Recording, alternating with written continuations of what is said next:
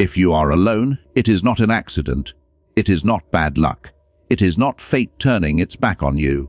It is a psychological position, and most people are too weak to survive it. Alone does not mean abandoned. Alone means stripped. Stripped of distraction, stripped of validation, stripped of the comforting lies that other people tell you, so you do not have to confront yourself. Society fears the individual who can stand in isolation because isolation removes the need for permission, and permission is the currency of control. Most humans are addicted to emotional noise. They require constant feedback to confirm their existence. Messages, faces, approval, conflict, even rejection feels better than silence, because silence forces the mind to turn inward, and the inward gaze is where most identities collapse. When you are alone, the mask decays. There is no audience to perform for, no hierarchy to hide inside, no group to dissolve responsibility into. The ego, deprived of mirrors, begins to panic. It searches for proof of value and finds none. That is where the weakness begins, or where power is forged. Understand this: loneliness is not the problem. The inability to dominate your internal environment is. The mind was never designed for peace. It was designed for threat detection. When external threats disappear, it turns on itself. Regret surfaces, memory sharpens. Every ignored failure, every unspoken resentment, every comparison you pretended not to care about rises to the surface. This is why most people flee solitude. They are not escaping loneliness. They are escaping judgment, their own. Powerful individuals throughout history understood this mechanism. They used isolation strategically, not as punishment, but as refinement. When Machiavellian thinkers withdrew from society, it was not because they were rejected. It was because distance sharpens perception. Proximity creates emotional contamination. Distance creates clarity. When you are alone, you are removed from the emotional economy. You are no longer trading attention for approval, affection for identity, obedience for belonging. You are outside the market, and anything outside the market cannot be easily controlled. This is why silence unsettles people. Silence removes leverage. A silent individual cannot be provoked easily, cannot be manipulated with praise or shame, cannot be predicted through reaction.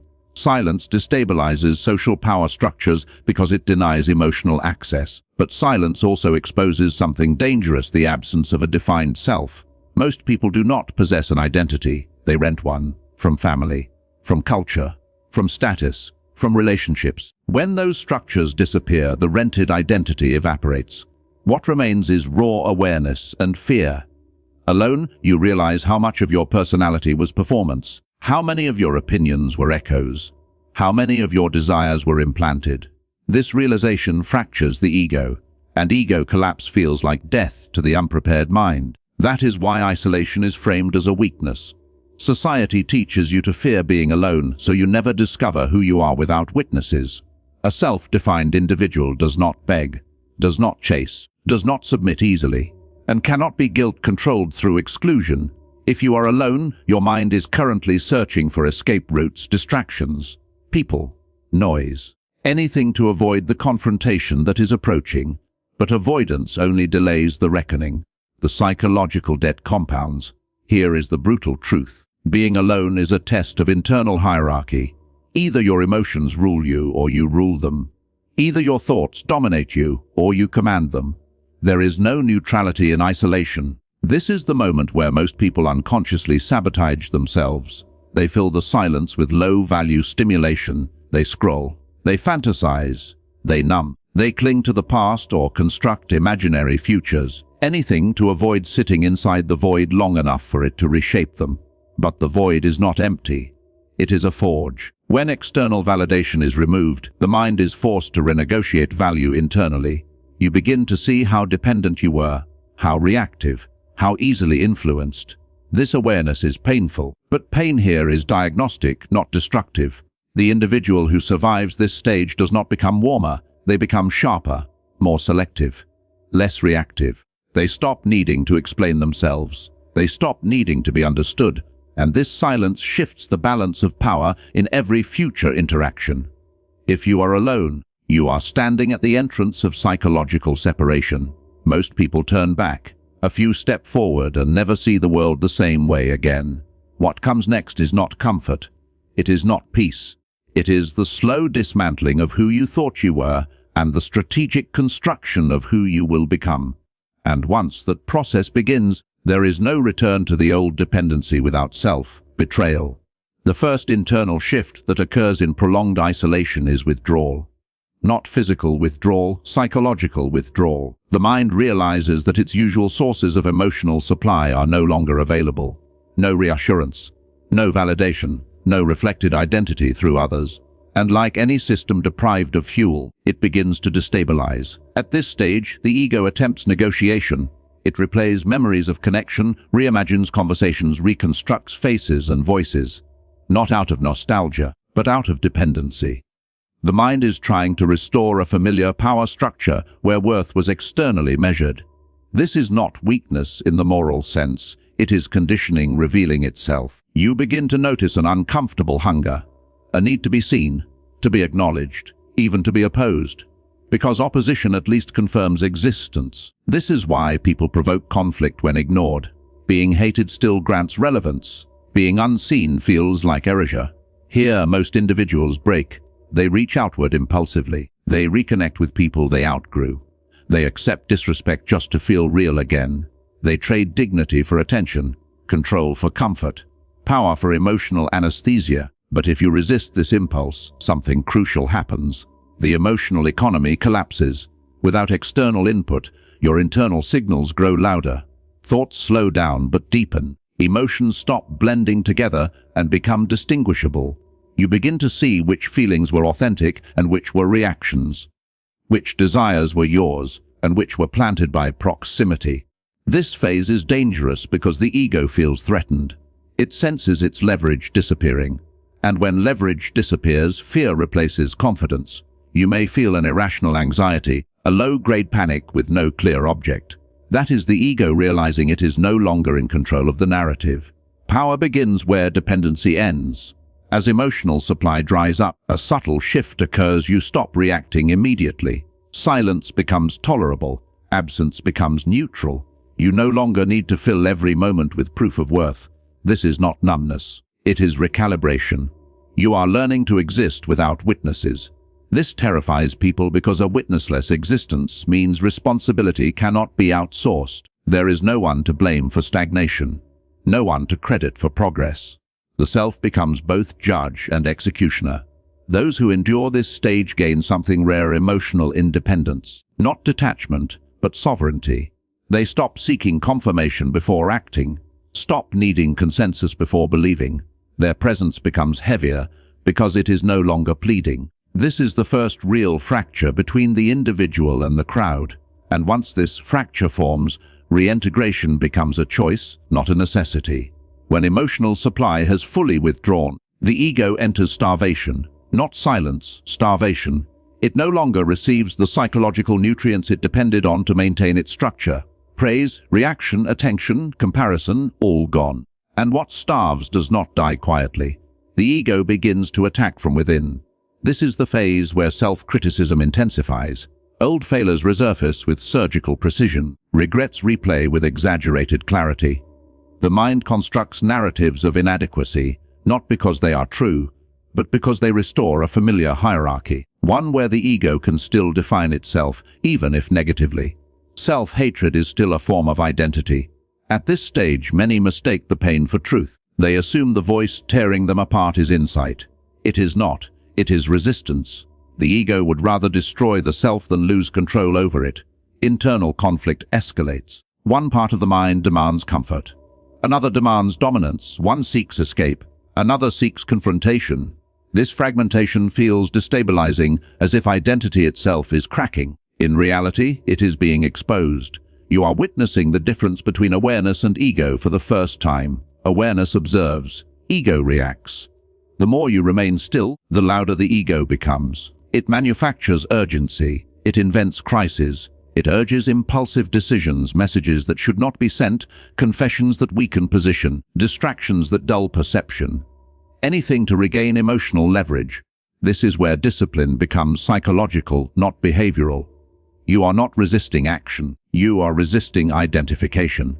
You allow the thoughts to surface without obeying them. You let the discomfort exist without resolving it. This restraint is not passive, it is dominant. Machiavellian control begins internally. A ruler who cannot govern himself is ruled by impulse. The same applies to the mind.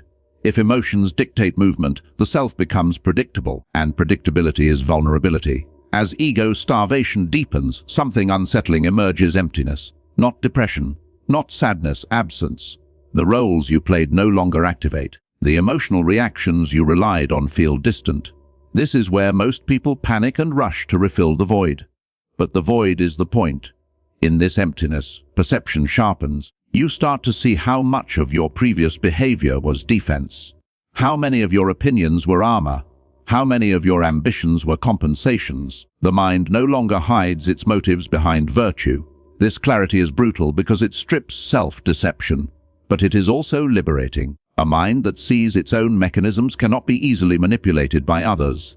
When the ego weakens, awareness expands. You stop needing to protect an image.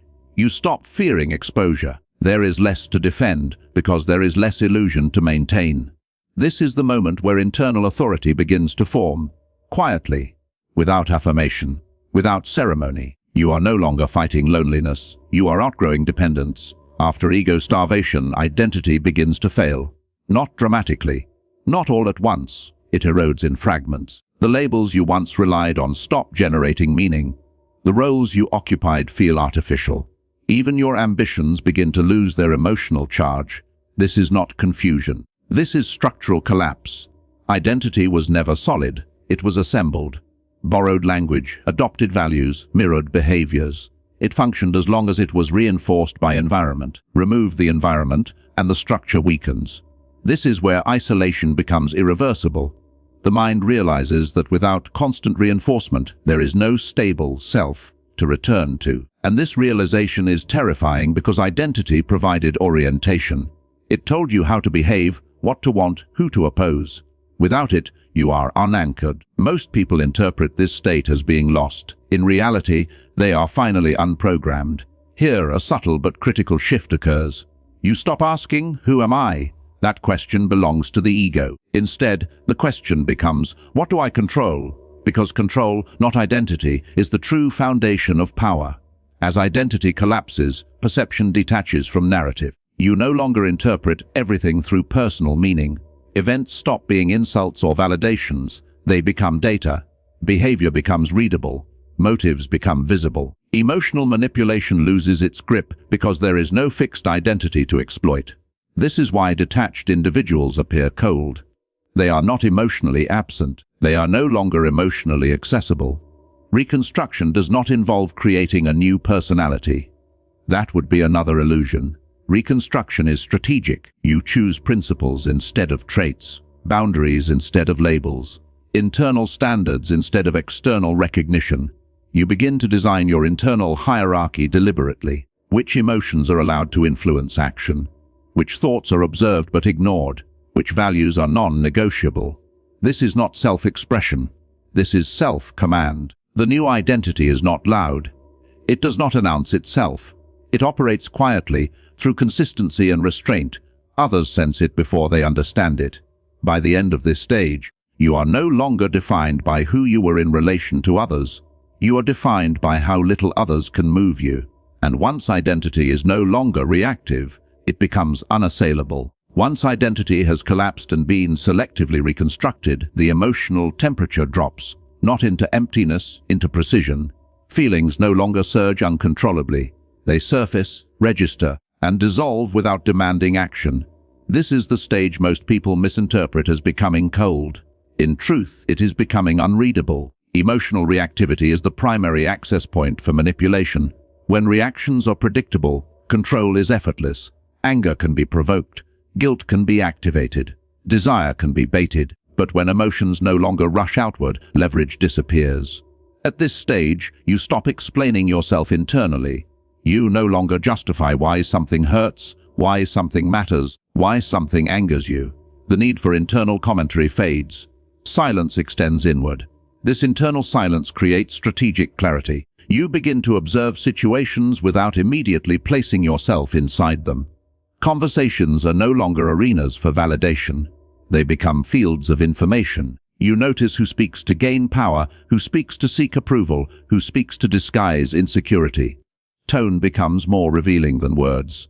Timing more revealing than intent. Emotional coldness is not cruelty. It is selectivity. You do not suppress emotion, you ration it. Only what serves your internal order is allowed to influence behavior. Everything else is acknowledged and discarded. This is where patience becomes dominant. You no longer rush to correct misunderstandings. You allow people to reveal themselves through repetition. You understand that time is the most reliable interrogator. Silence forces others to fill the space, and in doing so expose their motives. Your presence shifts, not louder, heavier. Others may sense distance. They may project arrogance, indifference, superiority.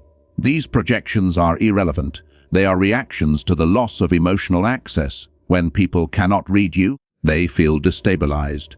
This stage marks the end of psychological vulnerability through emotion. You are no longer governed by how you feel in the moment. You are governed by what you decide over time. And decision, not emotion, is the true instrument of power. At this stage, your power is no longer expressed through action, presence, or assertion. It is expressed through absence. You are no longer psychologically available on demand, and this absence creates pressure. Human behavior is calibrated around access. When access is consistent, it is devalued. When access is unpredictable, it becomes obsessive. This is not romance. This is control mechanics. You no longer chase relevance. You allow relevance to collapse where it is not earned. You do not announce withdrawal. You simply stop feeding dynamics that drain authority. And in that silence, others begin to feel the imbalance. Absence forces confrontation. When you are not emotionally present to stabilize others, they must face their own instability. Some respond with resentment, others with curiosity, a few with respect. Their reactions reveal their position in the psychological hierarchy. This is where dominance becomes passive. You do not need to correct narratives about you. You do not defend intentions. You do not clarify misunderstandings. Explanation is a form of submission. It assumes the other has the authority to judge. You no longer grant that authority. By withdrawing emotional availability, you reclaim time, attention, and internal energy. These are the real currencies. Not approval, not popularity. Control over your internal resources determines your external leverage. Here, loneliness transforms into leverage. You realize that being missed is more powerful than being present.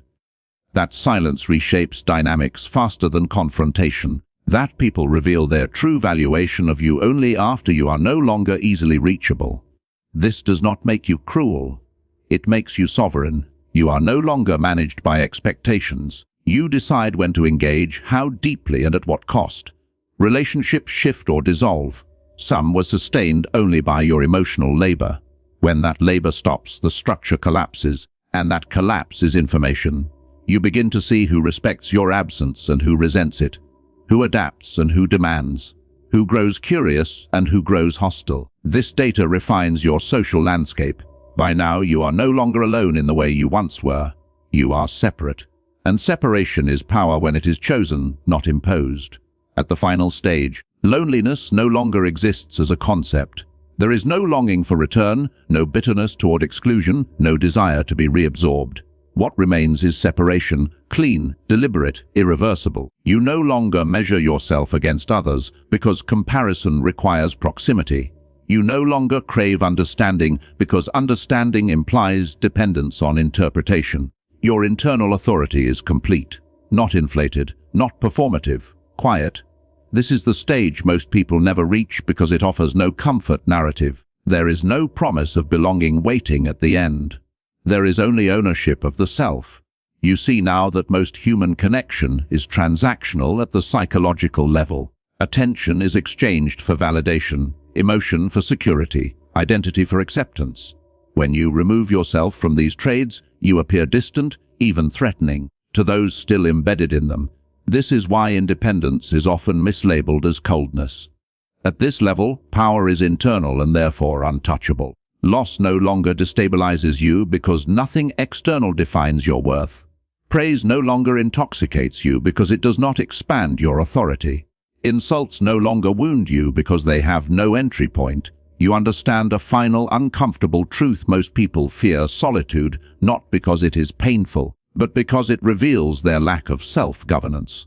Alone, there is no one to mirror value back to them, no one to regulate emotion for them, no one to carry responsibility. You are no longer seeking connection to fill absence. You allow connection only where it does not compromise control. This makes your presence rare, and rarity alters power dynamics without effort. There is no need to dominate others when you dominate your internal state. There is no need to impress when you are already aligned. There is no need to prove when proof is irrelevant. The final separation is not isolation from the world. It is immunity from it. You walk among others, but you are not psychologically available for possession. You participate, but you are not absorbed. You are present, but not exposed. This is the quiet power of the individual who survived being alone without anesthetic. And once you reach this point, loneliness can never threaten you again, because it has already completed its work.